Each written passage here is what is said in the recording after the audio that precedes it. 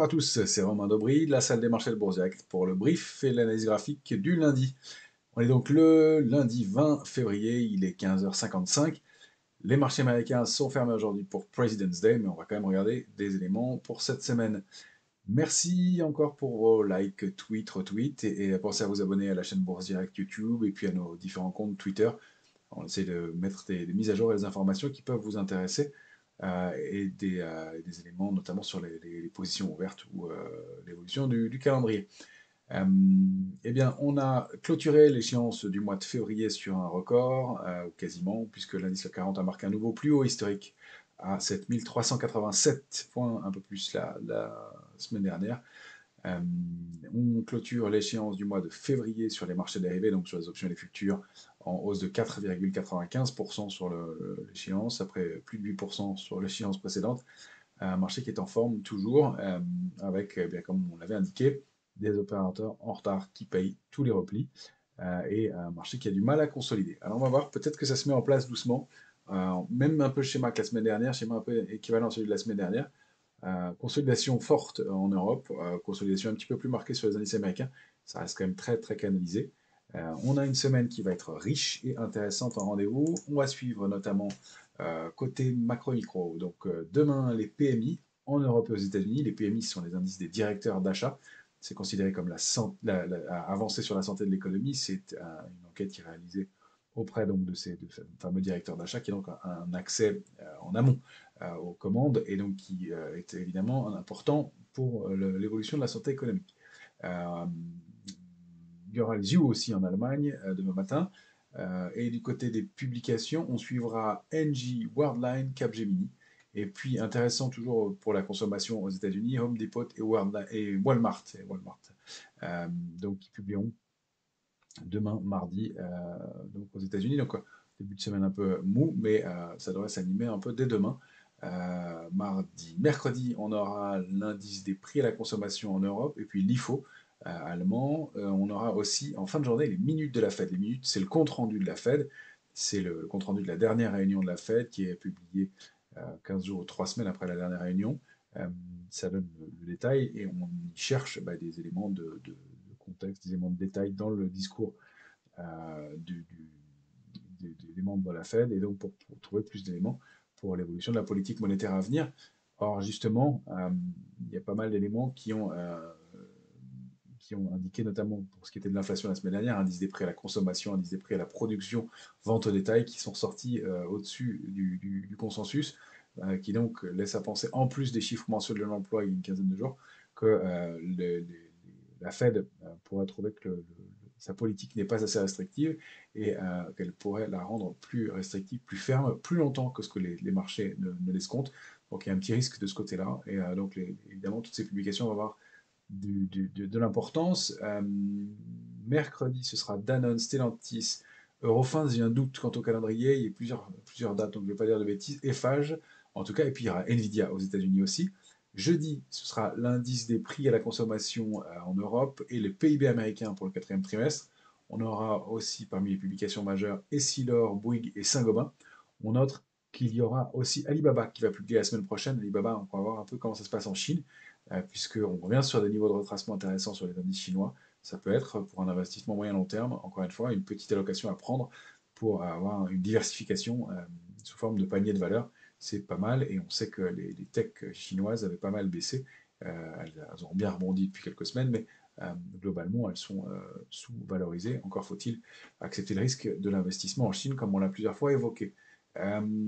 Après, on avait dit donc Saint-Gobain. Et puis vendredi, on aura l'indice PCE des prix à la consommation des ménages aux États-Unis. C'est le chiffre d'inflation que regarde le plus la Fed. Donc évidemment, ça va être important pour la fin de semaine prochaine. Donc on va avoir encore de quoi voir des marchés bouger, encore de la volatilité probablement à venir, d'autant plus qu'on construit une nouvelle échéance. Mars est une échéance trimestrielle, c'est une échéance importante.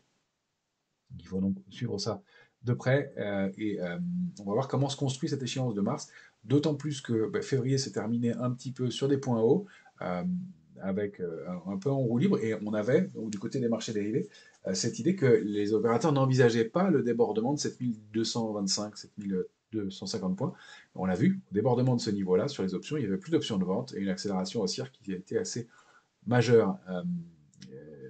Donc, jeudi, et un retracement un petit peu marqué, mais beaucoup de soutien, encore une fois, en fin de séance vendredi. Donc une consolidation qui a du mal à se mettre en place, on va détailler tout ça. Euh, du côté de ce qu'on va regarder, alors on va aujourd'hui évidemment regarder le S&P comme toujours, le Nasdaq, la volatilité, on fera un tour par les indices européens, Eurostoxx et CAC 40. Un petit point sur l'or et l'argent qui revient sur un niveau d'accumulation de long terme, encore une fois, un niveau de support important. Euh, le premier a été enfoncé, on va voir le deuxième, mais ça peut être un niveau à surveiller. Et puis, on terminera par une valeur, pour le cas d'école de la semaine, une valeur qui est une petite pépite que peu d'opérateurs connaissent, qui s'appelle Air Liquide. Non, elle est très connue, elle est souvent un peu considérée dans des valeurs boring, n'empêche qu'elle a un parcours extraordinaire. Et, on va le voir graphiquement, elle s'approche de ses plus hauts, c'est souvent un signe de force et de continuation dans le mouvement possible, et d'autant plus qu'elle est extrêmement bien placée dans la transition énergétique. Encore une fois, on a cette idée que le prisme va peut-être changer dans les années à venir, et que les nouvelles tech ne seront pas les mêmes que les précédentes, et que si les GAFAM ont dominé les 10 dernières années, il y a peut-être d'autres choses qui sont en train de se mettre en place pour les années à venir. Donc pour les investisseurs de long terme, ça fait partie des valeurs qui sont, à mon avis, à regarder de très près. Voilà pour le programme. Alors on y va. On va passer tout de suite à la lecture des marchés du S&P. Juste un détail sur les marchés dérivés. On a clôturé l'échéance du mois de février, donc on entame le mois de mars. Il n'y a pas énormément d'éléments nouveaux à ce stade à vous donner. De l'intérêt moyen sur les futurs en Europe.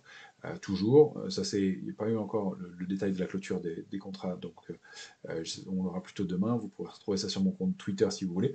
Reste qu'il y a un niveau de couverture toujours important et une zone de densité sur le CAC 40 d'options de vente qui est importante entre 7000 et 7300. Donc même si une consolidation se mettait en place, elle serait probablement forte encore, et on le voit, même si on teste des niveaux de support, on rebondit encore toujours assez vite, et c'est toujours en partie haute. Alors on y va, on passe tout de suite au S&P en hebdomadaire. Alors, si je retrouve mon curseur, ça va être mieux. Voilà, le S&P, je vous l'affiche tout de suite. Vous l'avez ici. Alors, qu'est-ce qu'on repère? En hebdomadaire, on a été buté 3 fois sur cette oblique baissière. En fait, hein, c'est clairement une consolidation qui se met en place, assez propre d'ailleurs, avec le point haut du 30 janvier, le point haut du 6 février, le point haut du 13 février. Donc, un cas d'école de consolidation, on bute sous une oblique. C'est surtout cette zone de résistance, hein, dont on a parlé plusieurs fois, 4180, 4218. C'est vraiment au-delà de ce niveau qu'on pourrait considérer que la tendance haussière de long terme est réactivée. Je dézoome, je me remets en mensuel. Euh, c'est voilà, hein, au-dessus de cette zone-là, 4218, qu'on pourrait considérer la réactivation de la dynamique haussière. On, la- on l'effleure, hein, dans la zone 4132, 4218. Mais encore une fois, on a ce gap important, je reviens en hebdomadaire, ce gap important du 22 août dernier qui avait mis en échec la progression haussière. C'est plutôt sain, hein, comme mouvement sur les marchés américains, encore une fois. Même si on constate qu'il y a eu un tout petit peu plus de volume en fin de semaine dernière, sauf que on va le voir en journalier. Ok, c'était une séance de baisse, mais regardez la défense qu'il y a eu et cette bougie, ces petits marteaux. Alors, qu'est-ce qu'on peut en dire? C'est qu'on a rompu le canal haussier de moyen terme qui était actif depuis mi-fin janvier, euh, la semaine dernière. On a rompu le canal qui avait été pourtant bien respecté jusque-là. On l'a rompu franchement avec un peu plus de volume, c'est vrai, pas un volume énorme, mais un petit peu plus de volume que les jours précédents. En revanche, on a donc ce gap et on va s'installer autour du support et notre alerte de court terme 4058 avec des forces de rappel toujours extrêmement importantes et effectivement le volume plus important, mais compte tenu de la structure de la séance, on peut se dire qu'il y a aussi des mains acheteuses dans ce marché-là. Alors, ça veut dire que la dynamique haussière de moyen terme est rompue pour l'instant. On rappelle que la cible, hein, c'est 4457. Je l'ai réajusté aujourd'hui. Euh, J'avais donné un target, sur c'est un journalier qu'on le voit mieux. Voilà, j'avais donné comme target la base de ce range-là, hein, 3810, 4132. si on réussit à se réinstaller au-dessus, alors il y a toujours ce throwback et donc cette zone de consolidation, mais la cible suivante légitime, c'est 4000, alors évidemment 4306, 4352, mais 4457 pourrait être la cible du mouvement qu'on a entamé maintenant depuis plusieurs semaines. Il y a des extensions bien entendu, puisqu'on est parti de plus bas, mais ça, c'est la sortie d'un range majeur, et donc la probabilité de dupliquer ce range vers le haut, tant qu'on reste au-dessus, et donc de cette zone d'alerte, et qu'on a une consolidation propre comme celle à laquelle on assiste, sont importantes. Donc on a ce canal baissier qui s'est mis en place, cette fois-ci à court terme, hein, puisqu'on est, c'est actif depuis début février, qui est assez propre, des contre-pieds, effectivement quelques gaps, donc des niveaux importants à surveiller, et toujours un indice qui reste relativement fort. Mais donc voilà les points à regarder. Et donc ce canal baissier qui est maintenant bien identifié pour la semaine, avec un, 2, 3 points en bas, et surtout en haut, ces points-là. Alors on peut les réajuster si on travaille en journalier,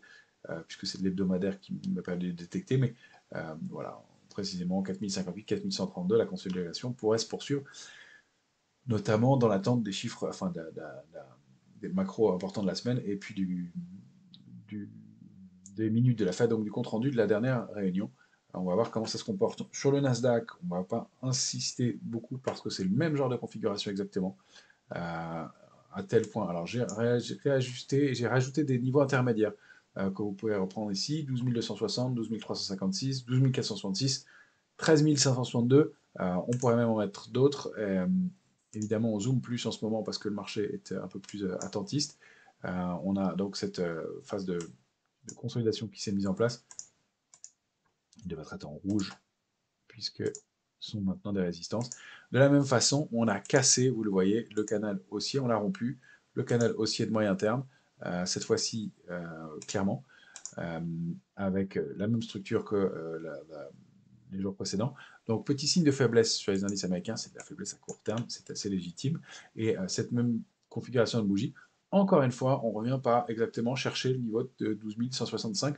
Pour moi, ce serait vraiment le retracement idéal et un throwback important sur un niveau qui a été majeur, hein. On voit que ça a été testé ici, là avec une mèche, là la grosse bougie, avant cette accélération et la sortie de cette grande zone de consolidation donc, et de construction. Donc attention à une structure de consolidation un peu plus marquée.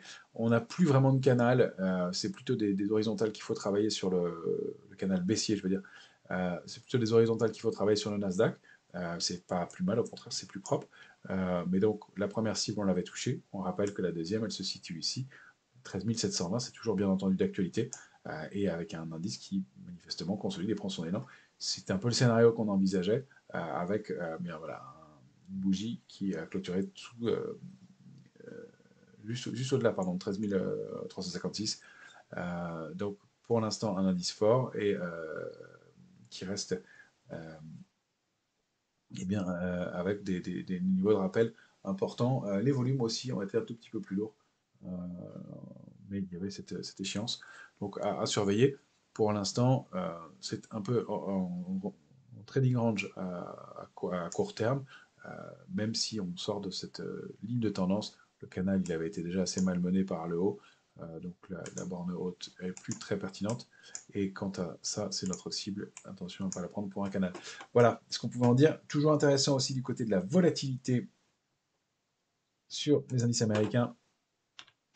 Le VIX qui est donc fermé, à clôturer aujourd'hui, évidemment, puisque le S&P et le marché américain sont fermés pour President's Day, eh bien, a testé encore une fois le niveau d'alerte. Alors je l'ai même rebaissé un peu parce que les cumuls de tests de la zone que j'avais fixé comme niveau de bas de la zone de vigilance ont été tellement bien testés qu'on a eu clôture, ouverture, clôture, clôture, et des tests de cette zone-là. Donc on a réajusté un petit peu le niveau de support qui correspond bien à des niveaux précédents. Donc la zone de vigilance, je l'ai un tout petit peu étendue, c'était 18,65.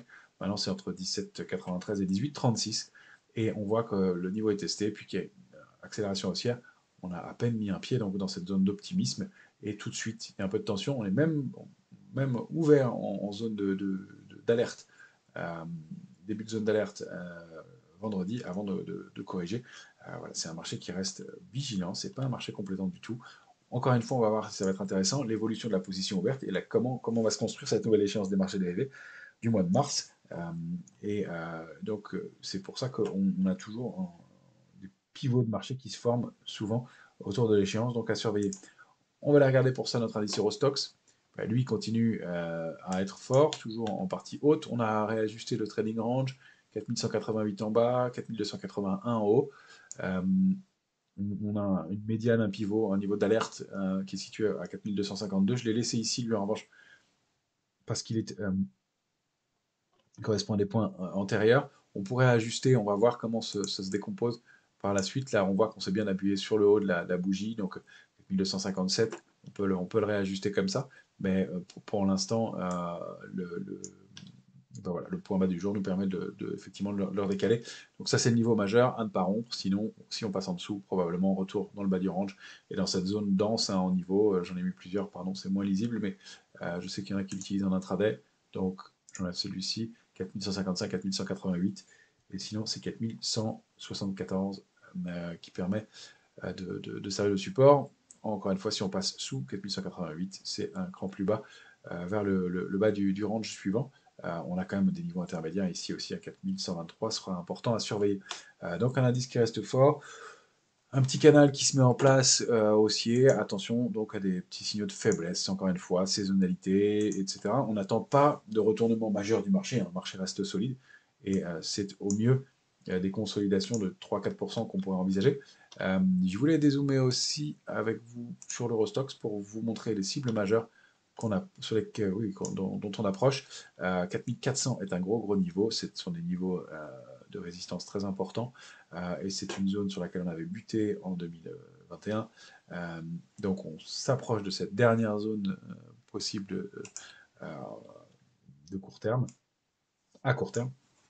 Donc effectivement, si on réussit à se réinstaller au-delà de 4281, on a des chances d'aller chercher la partie range suivant 4330, et pourquoi pas des cibles situées entre 368 et 4400.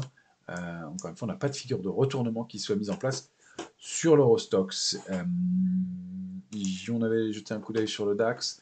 Le DAX, il évolue au-delà d'une petite ligne de tendance haussière. Les points ont été testés. Donc on surveille ces niveaux-là. Pareil, le fait de repasser sous 15 470 pour la séance de demain va être important. Là, je suis en hebdomadaire. Si on surveille, pardon, il y a mes traits d'essai. Si on surveille donc cette oblique, voilà, 15 470, c'est vraiment à préserver pour la séance de demain.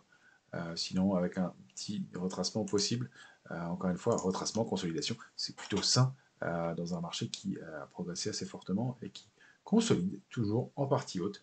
Ça peut être l'autre scénario, et au débordement de 15 612 accéléré, 15 826, 15 980, ça sont des très gros niveaux aussi sur le DAX. J'ai beaucoup de points, mais on voit où on se trouve. On arrive dans une zone de résistance qui est vraiment importante. C'est tous les points hauts historiques du DAX et toute cette structure qui avait entraîné un retournement du marché en 2022. Donc on arrive dans le dur et avec beaucoup de niveaux de résistance et de moins en moins de drivers, donc évidemment un peu plus de vigilance.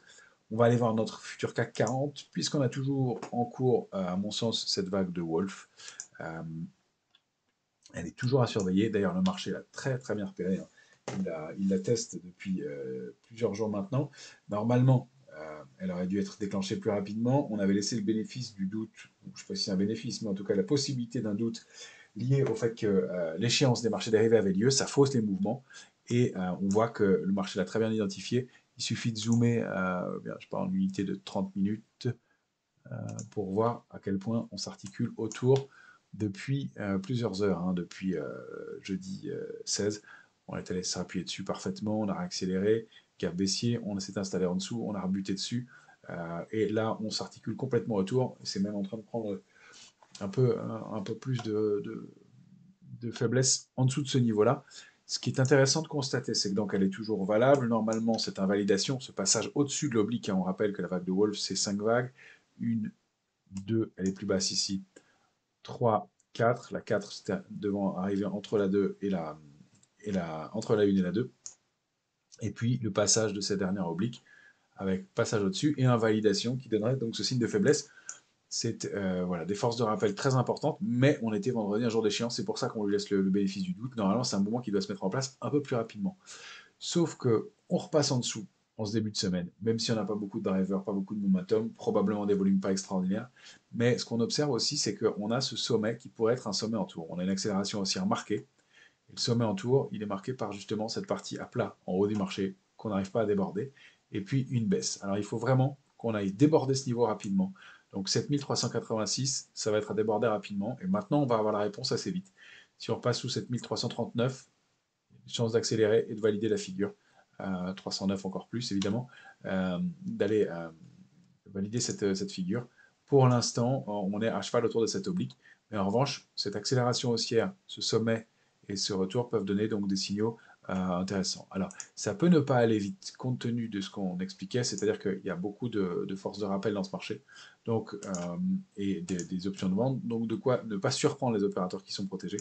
Donc on a bien, voyez, un range qui se dessine bien, je suis en train de le tracer en même temps que je vous parle. On a donc probablement des extensions ici, donc ça c'est vraiment une zone clé. On voit qu'il y a eu du rappel, clôture ici, rappel là, test vendredi pendant l'échéance des marchés dérivés, encore une fois sur fond technique, mais donc 7332, 7339, si on rompt ce niveau-là, on va pouvoir baisser un peu plus, consolider un peu plus, et encore une fois, c'est pas ce qu'on souhaite, c'est juste que c'est sain dans un marché de pas trop détendre, de pas trop tendre les indicateurs, au risque d'avoir des retours et des accélérations baissières un peu marquées. Donc si on duplique le mouvement vers le bas, ben, on va retrouver nos accélérations baissières, comme par hasard, pile la mèche basse à 7276 autour de vendredi. Donc ça va être un petit niveau intermédiaire à surveiller de support. Et donc la zone 275, 268, qui va être un niveau de support important pour les heures à venir. J'en enlève un peu parce que sinon on voit plus grand chose, mais ça fait partie des niveaux charnières. En dessous de 249, il y a des chances qu'on accélère un peu plus pour aller finir et valider notre vague de Wolf. On rappelle que la cible, c'est la jonction entre les points 1 et 4. Et donc, selon le moment où elle arriverait, on irait donc tester cette oblique. Ça ne fait pas un mouvement de retracement très fort, mais ça suffirait à permettre au marché de souffler. Encore une fois, les indicateurs sont un peu tendus. Le risque, sinon, c'est de consolider, de latéraliser pour que les indicateurs se détendent et donc d'avoir un marché qui se tende trop. Mais on a des extensions possibles. Au-delà de 7386, on a 7410, 7433 et 7447,5 qui sont des niveaux importants. On les trouve en dupliquant le range actuel. On trouve les cibles haussières et baissières grâce à ça. Donc on va voir et on retrouve le niveau, une autre zone cible grâce à la duplication des ranges, même si pour le futur CAC 40, ce sont des niveaux qui n'ont jamais été dépassés. Donc un marché fort toujours, cette vague, elle reste valable, ces possibilités de sommet en tour à surveiller dans les heures qui viennent. Donc un peu de prudence de ce côté-là. Je voulais vous montrer aussi un peu l'argent. L'argent, c'est toujours un actif qui me semble important dans une allocation de long terme. On revient sur ce niveau de support de 21,67, le marché l'a bien vu, il y a eu cette mèche, et puis là, on entame la semaine au-delà de ce niveau, il y a une petite réaction. On n'a pas encore de figure de retournement haussière à proprement parler, mais il y a ce petit pic.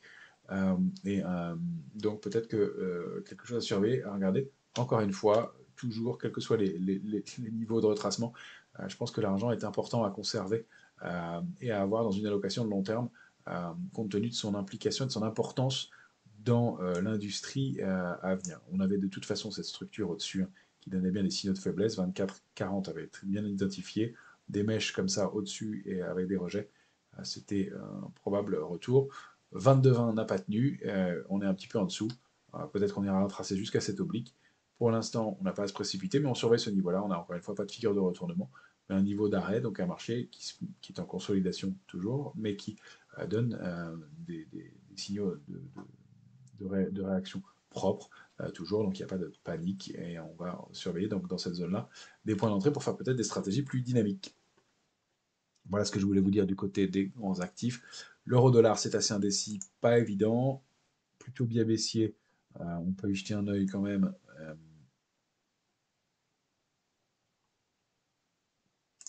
Pour ce début de semaine. Voilà, on a rompu le canal haussier, on a fait une fausse sortie par le haut et on a rompu la borne basse. On s'installe sans vraie tendance. En revanche, on est bien collé à cette oblique, hein, dont on a parlé plusieurs fois, on le voit. Ouverture au-dessus, clôture au-dessus, ouverture, clôture en dessous. Là, on entame la semaine collée à ce niveau-là. Ça reste un biais baissier parce qu'on est sous ce niveau de support majeur à 0,720, qui est vraiment hyper important. Si on dézoome, je vous remontre le graphique de long terme, hein. C'est bien cette oblique-là, la violette, qui est active depuis 2008. Testez-la, testez-la, testez ici à nouveau, et sous laquelle on s'articule en ce moment. Donc, un niveau vraiment important pour l'euro-dollar.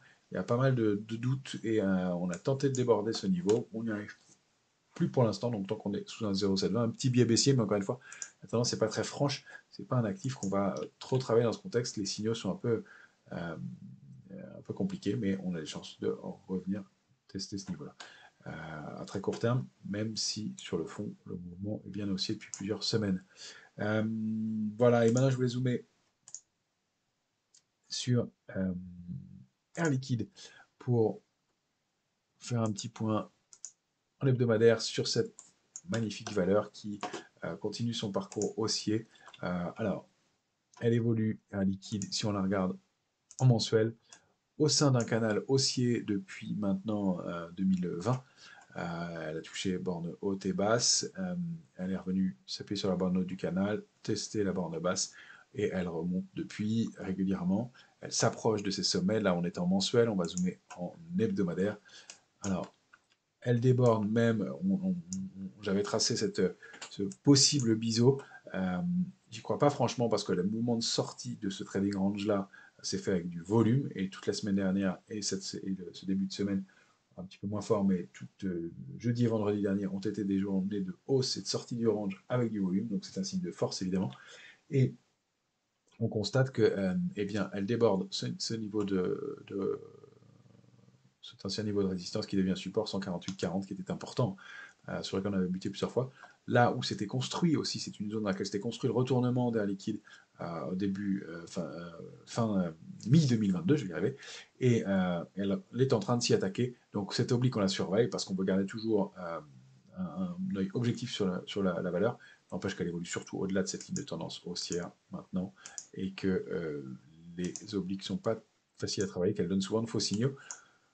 Retour et un débordement et un retour sous 51,50 donnera un petit signal de faiblesse. C'est surtout sous 48,40 qu'on pourrait se poser plus de questions, puisqu'on déborde ce niveau-là avec du volume. Donc, une valeur à surveiller et donc un potentiel de hausse qui n'est pas énorme, mais un ratio risque-rendement qui sont intéressants compte tenu des perspectives. Il y a encore 4, 5, 6% même à prendre pour aller chercher les prochaines résistances avec un stop qui n'est pas trop loin, une ligne de tendance qui est forte, une valeur qui donne eh bien, des signaux de hausse, de consolidation, puis de hausse, d'accélération haussière, dans des volumes qui sont encore une fois soutenus.